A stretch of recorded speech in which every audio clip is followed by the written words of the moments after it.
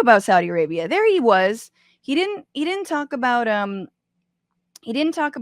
killing of Shireen Abu Akleh. So was he going to talk about the killing and dismemberment of journalist Jamal Khashoggi, American journalist, worked for the Washington Post? Let's hear what he was saying back on the campaign trail about that. Khashoggi was in fact murdered and dismembered, and I believe in the order of the Crown Prince. And I would make it very clear, we were not going to in fact sell more weapons to them. We were going to in fact make them pay the price and make them in fact the pariah that they are. There's very little social redeeming value in the present government in Saudi Arabia.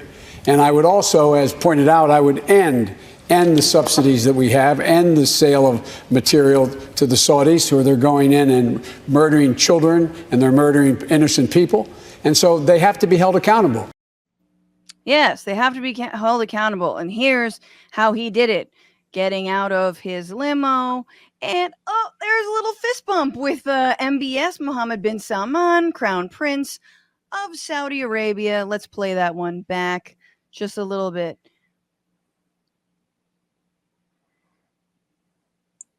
Love this.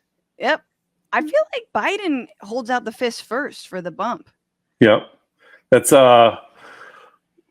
when Obama did a fist, didn't they call that the terrorist fist jab? Yep. They did.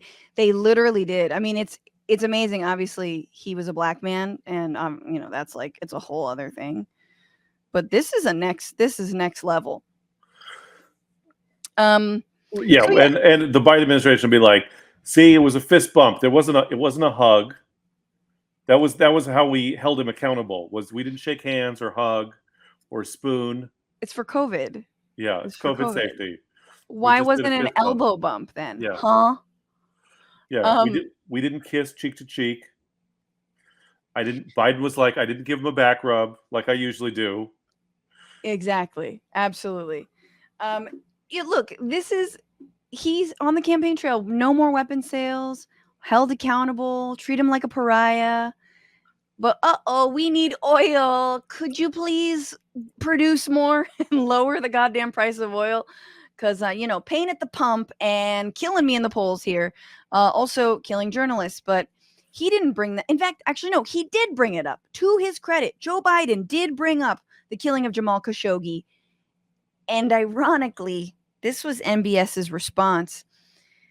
When the U.S. president brought up Khashoggi with a de facto Saudi ruler on Friday, the prince reportedly hit back, accusing Washington of hypocrisy by not investigating the killing of Palestinian-American journalist Shireen Abu Akleh and for allowing abuse of inmates at Iraq's Abu Ghraib prison. Ooh, Prince. I learned it from watching you, Dad. Yes, but it's amazing to me that the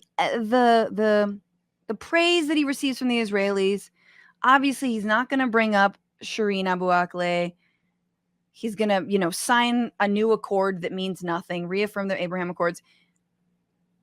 Goes over to Saudi Arabia, and they're like, bitch, you didn't bring it up with Israel, so you can't bring it up with us. They killed a journalist too, so you don't get to, And you're like, it is a little bit of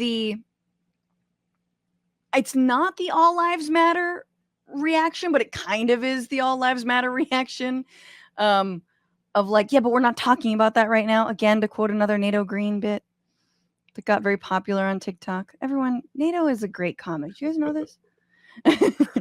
I keep Francesca, I keep sitting down to write jokes about something, and I'll be like, oh shit, I wrote this joke 10 years ago.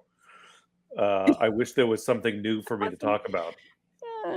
You should get pregnant like me. It's, oh God, just like instant material. Doesn't always work. Yeah, but it's material. Yeah. Is it? Is that an abortion joke? Doesn't always work. Yeah. The material doesn't work. Oh yeah, it could he? I don't know. I'm trying to work on like an open carry bit. Like I'm open carrying. That kind of thing. Yeah, right.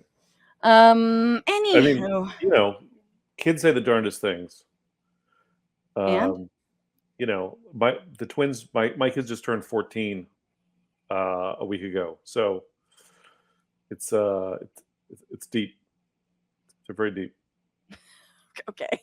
I feel like there's more to that story, but okay.